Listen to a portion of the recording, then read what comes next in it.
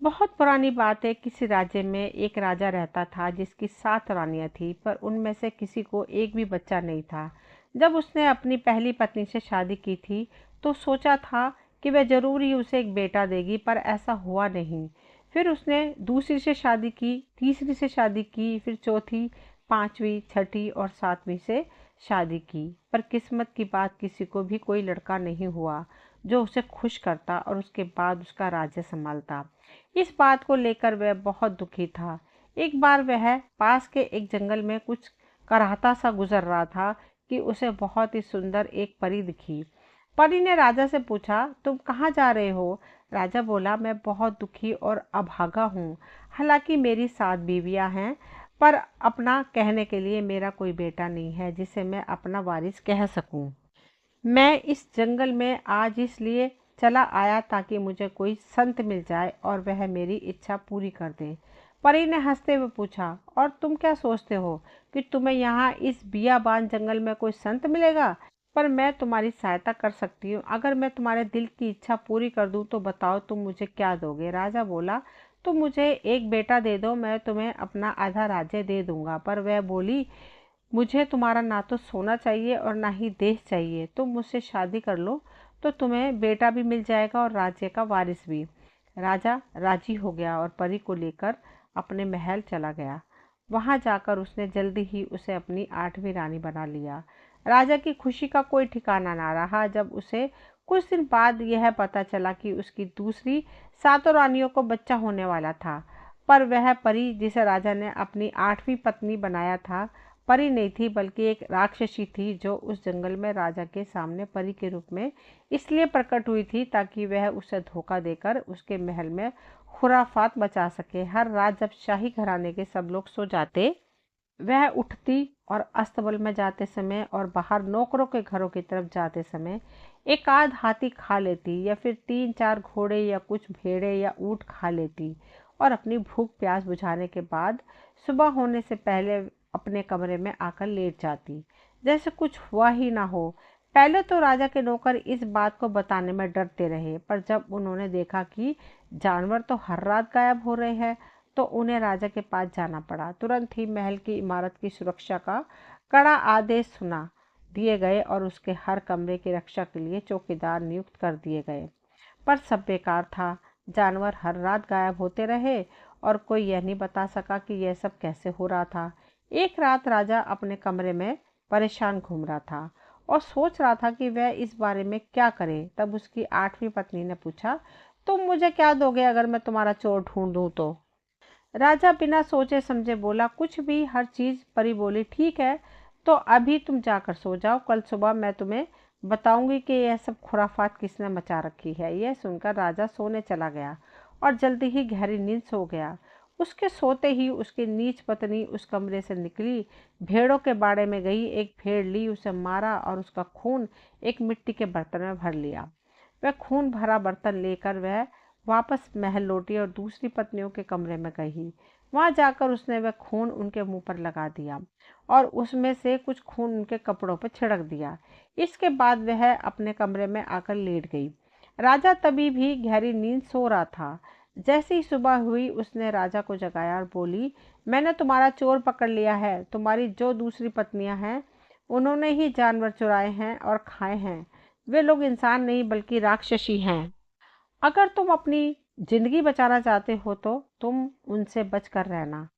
अगर तुम्हें मेरी बात झूठ लग रही हो तो तुम खुद जाकर देख लो। राजा अपनी सभी पत्नियों के कमरे में गया तो देखा कि सचमुच ही उनके मुंह पर खून लगा है और उनके कपड़ों पर भी खून के धब्बे हैं।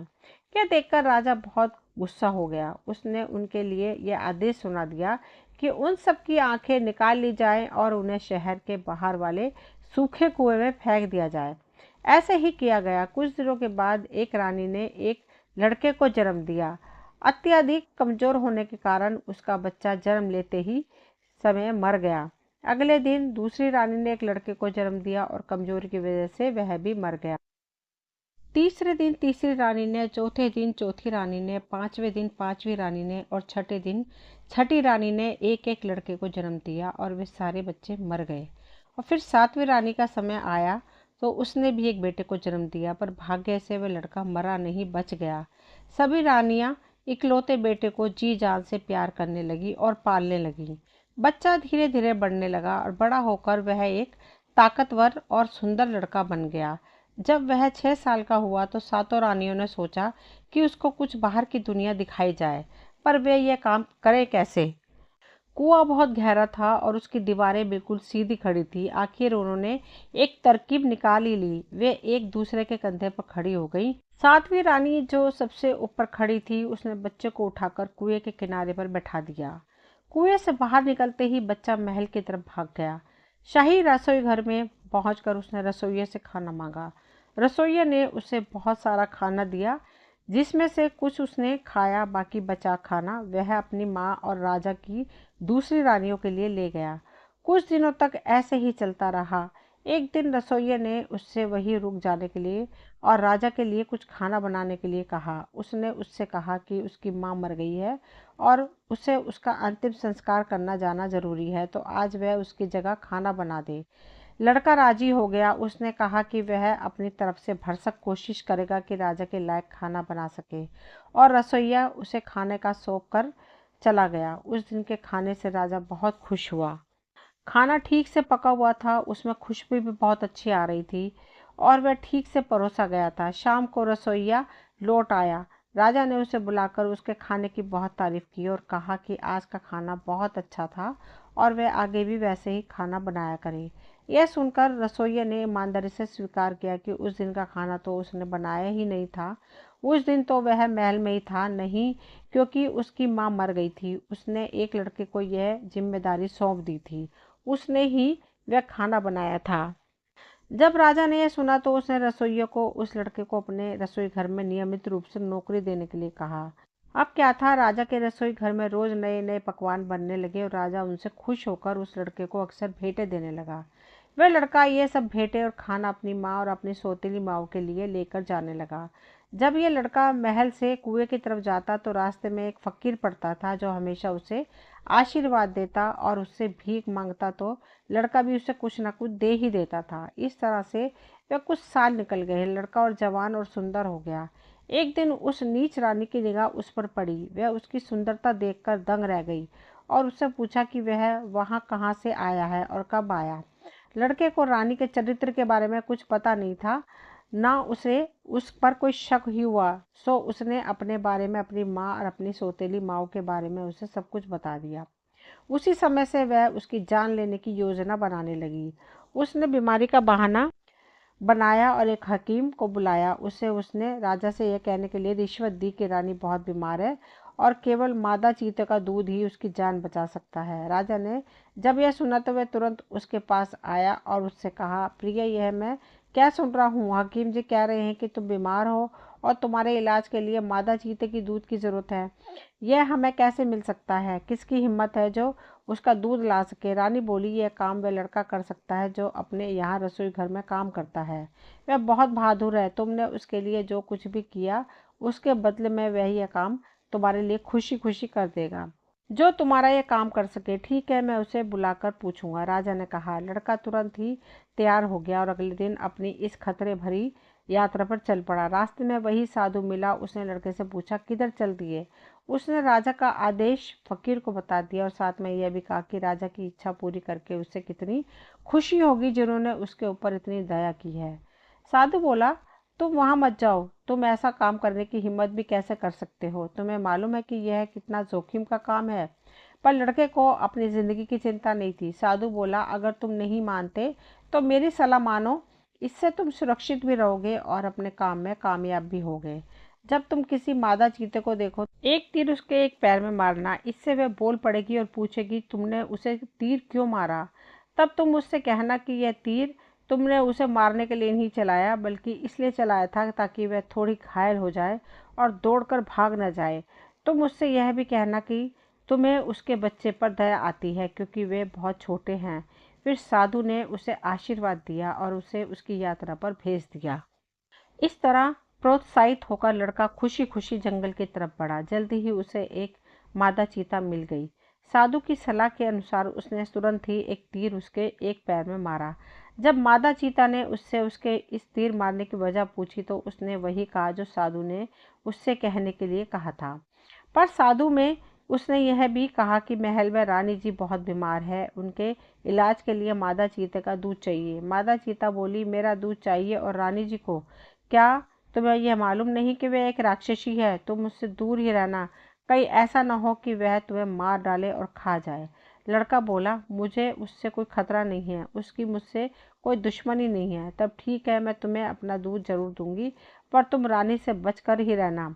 कहकर मादा चीता उसे एक बहुत बड़ी चट्टान के पास ले गई। वहां जाकर वह बोली, इधर देखो, वहां मैं अपने दूध की एक बूंद गिराती हूँ। कहकर उसने अपने दूध की एक बूंद उस चट्टान पर गिरा दी। तुरंत ही वह चट्टान टुकड़े टुकड़े होकर बिखर गया। फिर वह बोली, तुमने देखी मेरे दूध की शक्ति? अगर रानी जितना दूध मैं तुम्हें दे रही हूँ वह सब भी पी जाएगी तो भी उसका उसके ऊपर कोई असर नहीं होगा, क्योंकि वह एक राक्षसी है और ऐसी चीज़ों का उसके ऊपर कोई असर नहीं होगा। अगर तुम्हें विश्वास न हो तो तुम खुद देख लेना। मादा चीता का दूध लेकर लड़का वापस लौट आया और वह दूध उसने राजा को दे दिया। राजा उसे अपनी पत्नी के पास ले गया। रानी ने वह सारा दूध पी लिया और कहा कि वह अब ठीक हो गई है। राजा उस लड़के से बहुत खुश हुआ और अपने महल के नौकरों में उसकी तरक्की कर दी। पर रानी का पूरा नहीं हुआ था, वह तो उसे मारना चाहती थी और वह अभी भी जिंदा था। वह फिर सोचने लगी कि वह उसे राजा को बिना गुस्सा किए कैसे मार सकती थी। कुछ दिनों के बाद उसने बीमारी का फिर से बहाना किया और राजा को बुलाकर उसने उससे कहा, लगता है मैं फिर बीमार पड़ गई हूँ, पर तुम चिंता ना करो, मेरे पिता उस जंगल में रहते हैं जहाँ से यह मादा चीते का दूध लाया गया था। उनके पास एक खास दवा है, शायद मैं उससे ठीक हो जाऊं। अगर तुम मंगवा सकते हो वह दवा मुझे मंगवा दो। वह लड़का जो मेरे लिए यह दूध लेकर आया था वही वहां जा सकता है और वह दवा उनसे ला सकता है। वह लड़का दोबारा रानी के पिता से दवा लाने के लिए भेज दिया गया। रास्ते में फिर से साधु मिला तो उसने लड़के से पूछा, किधर चले? लड़के ने फिर से सब कहानी उसे सुना दी। साधु बोला, तुम वहां मत जाओ, वह आदमी तो राक्षस है, वह तुम्हें खा जाएगा। लेकिन लड़का तो पिछली बार की तरह ही अपनी जिद पर अड़ा रहा। साधु ने कहा, तो ठीक है जाओ, मगर मेरी सलाह सुनते जाओ। जब तुम उस राक्षस को देखो तो उसे नाना जी कहकर पुकारना। वह तुमसे अपनी पीठ खुजलाने के लिए कहेगा तो तुम उसकी पीठ जरूर खुजलाना और बहुत ही जोर से खुजलाना। लड़के ने वादा किया कि वह वैसा ही करेगा और जंगल की तरफ चल पड़ा। जंगल बड़ा और घना था। उसे लगा कि वह तो उस राक्षस तक कभी पहुंच ही नहीं पाएगा, पर तभी उसे उस राक्षस का मकान दिखा और साथ में राक्षस भी। उसे देखते ही वह तुरंत चिल्लाया, नाना जी, मैं आपकी बेटी का बेटा हूँ। मैं आपसे यह कहना आया हूँ कि आपकी बेटी बहुत बीमार है और वह जब तक ठीक नहीं हो सकती जब तक कि वह यह दवा न ले ले जो आपके पास है। उन्होंने मुझे इसलिए आपके पास भेजा है। मेहरबानी करके वह दवा मुझे दे दीजिए। राक्षस बोला, ठीक है, मैं तुम्हें दवा देता हूँ, पर पहले तुम जरा मेरी पीठ खुजला दो।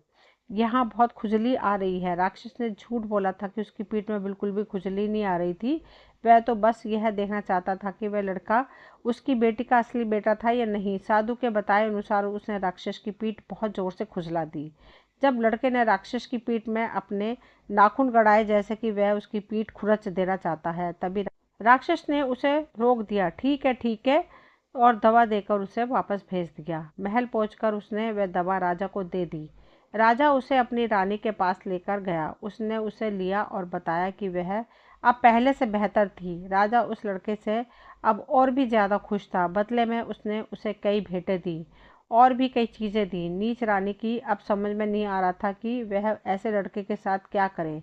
वह तो मादा चीते से भी बचकर आ गया, उसके पिता से भी बचकर आ गया। भगवान ही जानता है कि ऐसा कैसे हुआ, पर अब वह उसका क्या करे। आखिर उसने उसे अपनी बूढ़ी माँ के पास भेजने का तरकीब बनाया, जो उसी जंगल में उसके पिता के घर के पास ही रहती थी। उसे पूरा भरोसा था कि इस बार वह जिंदा वापस नहीं आ पाएगा। सो उसने राजा को बुलाया और उससे कहा कि मेरे घर में मेरी एक बहुत ही कीमती कंघी है, मुझे वह चाहिए। मेहरबानी करके उस लड़के को मेरी वह कंघी लाने भेज दो। जब वह जाने के लिए तैयार हो जाए तो मुझे बता देना, मैं उसे अपनी माँ के नाम चिट्ठी दे दूंगी। राजा ने उसकी बात मान ली और लड़का उससे उसकी माँ के नाम की चिट्ठी लेकर चल दिया। रास्ते में फिर वही साधु मिला तो उसने पूछा, अब कहाँ चल दिए? लड़के ने उसे फिर से सब कुछ बता दिया। उसने उसे रानी की दी हुई चिट्ठी भी पढ़ने के लिए दी। साधु बोला, जरा मैं भी तो पढ़ूं कि इसमें क्या लिखा है। पढ़कर वह बोला, क्या तुम जानबूझकर मौत के मुंह में जाना चाहते हो? यह चिट्ठी तो तुम्हारी मौत का परवाना है, कंगी का तो केवल बहाना है। सुनो इसमें क्या लिखा है। इस चिट्ठी का लाने वाला मेरा बहुत खास दुश्मन है। मैं अपनी कोई भी काम तब तक पूरा नहीं कर पाऊंगी जब तक यह जिंदा है। जैसे ही यह तुम्हारे पास पहुंचे इसे मार देना, ताकि मैं इसके बारे में कुछ ना सुनूं। जैसे ही लड़के ने यह सब सुने तो वह डर के मारे थर थर कांपने लगा। पर वह राजा को दिया हुआ अपना वादा नहीं तोड़ सकता था। उसने यह पक्का इरादा कर लिया था कि वह राजा का काम पूरा करेगा, चाहे उसकी जान खतरे में ही क्यों ना हो। साधु ने वह चिट्ठी तो फाड़ कर फेंक दी और एक दूसरी चिट्ठी इस तरह से लिखी, यह मेरा बेटा है, जब ये तुम्हारे पास पहुंचे तो इसका खास ख्याल रखना और इसे बहुत प्यार से रखना। यह लिखकर उसने यह चिट्ठी लड़के को दे दी और कहा कि वह उसे नानी कहकर पुकारे और उससे बिल्कुल डरे नहीं। लड़के ने वह चिट्ठी ली और जंगल की तरफ चला गया। राक्षसी के घर पहुंचकर उसने, जैसा कि साधु ने उसे सलाह दी थी, राक्षसी को नानी कहकर पुकारा और साधु की लिखी हुई चिट्ठी उसे थमा दी। चिट्ठी पढ़कर उसने लड़के को गले लगाया और अपनी बेटी और उसकी शाही पति के बारे में काफ़ी कुछ बातें पूछी। राक्षसी ने जितना अपनी तरफ से सोच सकती थी लड़के पर पूरा ध्यान दिया और उसकी सुख सुविधा का पूरा ख्याल रखा। जब वह वहां से चलने लगा तो उसने उसे बहुत सारी भेंटें दी, जिनमें से एक साबुन की शीशी थी, जिसकी अगर एक बूंद भी जमीन पर गिर जाए तो वहां एक बहुत बड़ा पहाड़ खड़ा हो जाता था। एक शीशी भरकर सुइयां भी थी, जिसकी अगर एक सुई नीचे गिर जाए तो एक बड़ी पहाड़ी खड़ी हो जाएगी, जिस पर नुकीले कीले गड़ी होंगी। एक शीशी भरकर पानी था, जिसमें से अगर पानी जमीन पर डाला जाए तो समुद्र बन सकता था। उसने उसे ये चीज़ें भी दिखाई और उनका मतलब भी समझाया। 7 बढ़िया किस्म के मुर्गे, एक चरखा, एक कबूतर, एक चिड़िया और एक दवा। उसने कहा कि इन 7 मुर्गों से तुम्हारे 7 मामाओं की आत्मा है, जो कुछ दिनों के लिए बाहर गए हुए हैं। जब तक ये 7 मुर्गे जिंदा हैं तब तक तुम्हारे मामा जिंदा हैं और उन्हें कोई नुकसान नहीं पहुंच सकता। इस चरखे में मेरी आत्मा बंद है। अगर यह टूटा तो मैं भी टूट जाऊंगी, यानी मैं मर जाऊंगी, नहीं तो मैं अमर हूँ। इस कबूतर में तुम्हारे नाना की जिंदगी बंद है और इस चिड़िया में तुम्हारी माँ की जिंदगी बंद है। यह कबूतर और यह चिड़िया जब तक कुशल मंगल है, तुम्हारे नाना और माँ भी सकुशल है, और इस दवा को लगाने से अंधा भी देख सकता है। लड़के ने राक्षसी को जो कुछ उसने उसे दिया था और जो कुछ उसने उसे बताया और दिखाया था, उस सब के लिए धन्यवाद दिया और सोने चला गया। सुबह को राक्षसी जब नदी पर नहाने गई, लड़के ने 7 मुर्गों और कबूतर को मारा और चरखे को जमीन पर मारकर तोड़ दिया। उसी समय राक्षसी, उसका पति और 7 बेटे मर गए। फिर उसने पिंजरे में बंद चिड़िया को पकड़ा, वह कीमती दवा ली और राजा के महल की तरफ चल पड़ा। रास्ते में वह अपनी माँ और राजा की दूसरी रानियों का अंधापन दूर करने के लिए रुका। जैसे ही उसने वह दवा उनकी आंखों पर लगाई, उनकी दृष्टि वापस आ गई। उसने उन सबको कुएं से बाहर निकाला। अब सब मिलकर राजा के महल की तरफ चल पड़ी। महल जाकर लड़के ने उनको एक कमरे में इंतजार करने के लिए कहा और फिर वह राजा के पास गया और उसने उसको अपनी माँ से मिलाने के लिए तैयार किया। उसने कहा, महाराज, मैं आपको कई भेद बताना चाहता हूँ। मैं आपसे प्रार्थना करता हूँ कि आप उन्हें ध्यान देकर सुने। आपकी पत्नी एक राक्षसी है और वह मुझे मारने का तरकीब बना रही है, क्योंकि वह जानती है कि मैं आपकी कई पत्नियों में से एक पत्नी का बेटा हूँ, जिन्हें आपने अंधा करके एक सूखे कुएं में डलवा दिया था। वह डरती है कि मैं एक दिन आपकी राजगद्दी का वारिस बन जाऊंगा, इसलिए वह चाहती है कि मैं जल्दी मर जाऊं। मैंने उसके माता पिता और 7 भाइयों को मार दिया है और अब मैं उसे मारने वाला हूँ। उसकी जिंदगी इस चिड़िया में बंद है। कहकर उसने उस चिड़िया का गला घोंट दिया। रानी तुरंत ही मर गई। फिर वह राजा को अपने साथ ले गया और उसकी 7 रानियों को दिखाकर बोला, यह रही आपकी 7 रानियां। आपके घर में आपके 7 बेटे पैदा हुए, जिनमें से 6 बेटे कमजोरी की वजह से मर गए थे। मैं 7वां अकेला जिंदा बचा रहा। यह सुनकर राजा बिलक बिलक कर रो पड़ा। ओहो, यह तो मैंने क्या किया, मुझे धोखा दिया गया। राजा ने अपनी गलती के लिए सभी से माफ़ी मांगी। सभी रानियों ने उसे माफ़ कर दिया। इसके बाद राजा ने अपने बेटे को राजा बना दिया। लड़का राजा बनने के बाद अपनी साबुन की सुइयों की ओर पानी की जादुई बोतलों के सहारे अपने राज्य से लगे हुए राज्यों को जीतने में सफल रहा। बूढ़ा राजा अपनी 7 पत्नियों के साथ शांतिपूर्वक जिंदगी बिताता रहा और आनंद करता रहा। दोस्तों ये कहानी यहीं तक थी। मुझे उम्मीद है आप सभी को पसंद आई होगी। अगर कहानी पसंद आई हो तो प्लीज़ चैनल को सब्सक्राइब करें, वीडियो को लाइक शेयर करें। मिलती हूँ अगली कोई नई कहानी लेकर। कहानी सुनने के लिए आप सभी का तहे दिल से शुक्रिया।